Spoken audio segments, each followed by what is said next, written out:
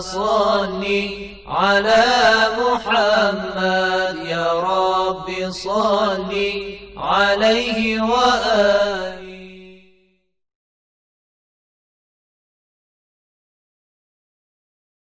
A'udzu billahi minasyaitonir rajim. Bismillahirrahmanirrahim. Alhamdulillahirabbil alamin wassalatu wassalamu ala rasulil azam Muhammad sallallahu alaihi wa alihi wasallam wa ala ahli baitihi thayyibin tahirin. Aqulu lakum assalamu alaikum warahmatullahi wabarakatuh. Para pemirsa dan pendengar yang dirahmati oleh Allah Subhanahu wa taala, marilah senantiasa kita bersyukur segala nikmat yang Allah berikan kepada kita, dan marilah kita meminta kepada-Nya untuk selalu bimbing kita, memberikan hidayah kepada kita, memberikan petunjuk kepada kita, supaya kita bisa berjalan di jalan yang benar, supaya kita bisa membedakan dengan baik mana jalan Allah dan mana jalan syaitan. Para pemirsa dan pendengar yang budiman, pada kesempatan yang lalu kita telah mengakhiri pembahasan kita dengan satu isu, yaitu bagaimana Allah Subhanahu wa taala mengetahui makhluk yang selalu bergerak. Untuk bisa memahami isu ini, pertanyaan ini dengan baik, saya akan mencontohkan satu contoh sehingga para pemirsa dan pendengar bisa memahami kenapa penanya melontarkan isu ini. Contoh kita, kalau kita mengetahui sesuatu, maka pengetahuan kita akan bertambah. Artinya dalam pengetahuan kita ada proses. Yang tadinya 10% jadi 20%, 30%, 40%, 50%. Jadi ada proses untuk menggapai pengetahuan yang sempurna. Apakah dalam ilmu Allah itu terjadi proses atau tidak? Karena kalau kita melihat makhluk ini belum bergerak. Nah, ketika makhluk ini belum bergerak, apakah Allah sudah mengetahui gerakannya yang akan dilakukan oleh makhluk tersebut atau tidak? Atau bagaimana? Jawabannya adalah bahwa Allah adalah pencipta semua makhluk dengan berbagai sifat-sifatnya. Ada yang bergerak dan ada yang tidak bergerak. Allah adalah zat yang mendesain seluruh makhluk. Salah satu makhluk Allah adalah zaman. Mungkin sesuatu yang menjadikan problem bagi penanya adalah zaman. Bagaimana Allah Subhanahu wa taala mengetahui sesuatu padahal sesuatu ini belum ada? Karena ketika kita masih di satu tempat, belum bergerak ke tempat yang lain, kita berarti belum ada di tempat tersebut. Bagaimana Allah Subhanahu wa taala mengetahui kita di tempat tersebut? Ini pertama. Yang kedua, kalau seandainya Allah Subhanahu wa taala mengetahui, maka pengetahuan Allah itu akan berubah-ubah. Lah, yang namanya perubahan itu satu bentuk proses penyempurnaan.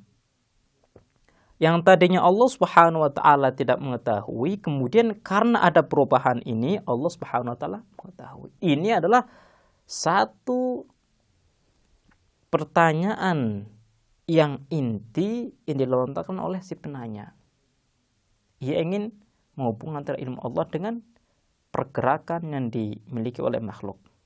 Seperti yang kita jawab bahwa Allah Subhanahu wa taala telah mengetahui seluruh kriteria dan gerakan yang dimiliki oleh makhluk. Jadi sebelum makhluk itu bergerak, Allah Subhanahu wa taala sudah mengetahui hendak kemana dia bergerak.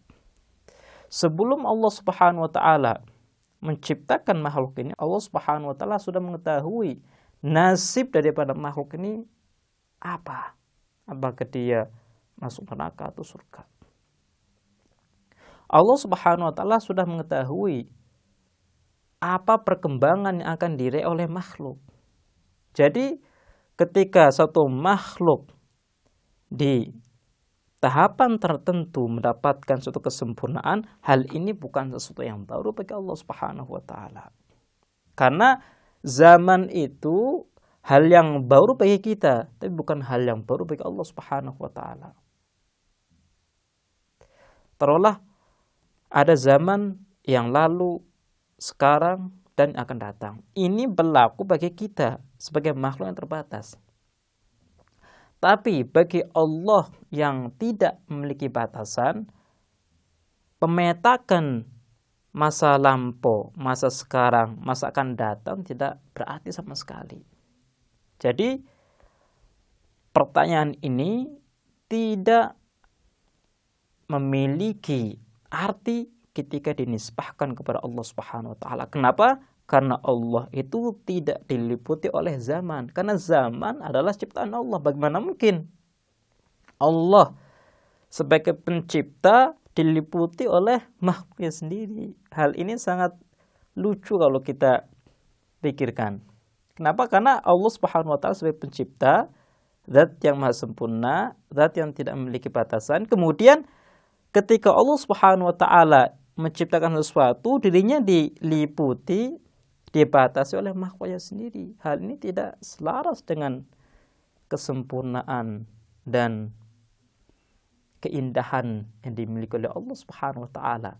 Ketika Allah adalah zat yang indah, artinya Allah tidak memiliki batasan sama sekali. Karena keterbatasan bagi Allah adalah sesuatu yang aib. Sesuatu yang aib berarti sesuatu yang tidak indah. Dan ini bertolak belakang dengan diri Allah Subhanahu wa taala.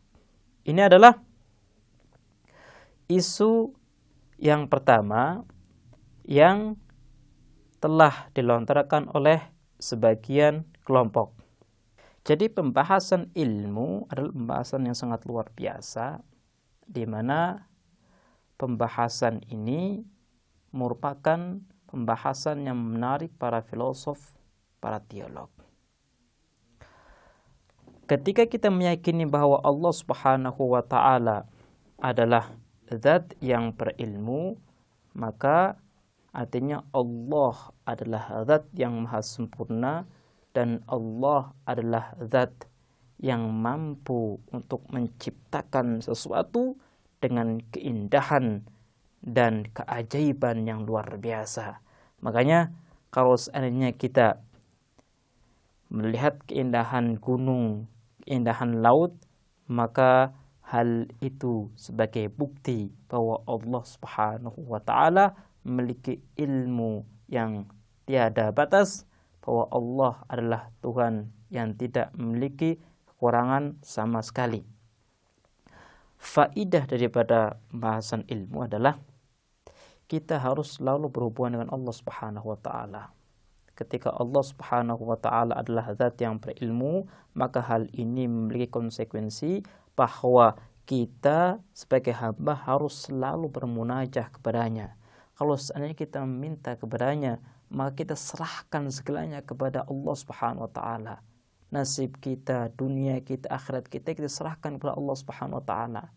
Apapun yang terbaik bagi kita, kita minta dari Allah Subhanahu wa taala. Mungkin saja kita meminta sesuatu, padahal sesuatu ini tidak baik bagi kita. Makanya dalam doa, terkadang Allah Subhanahu wa taala tidak mengabulkan doa kita. Hal ini bukan berarti Allah itu pelit, bukan.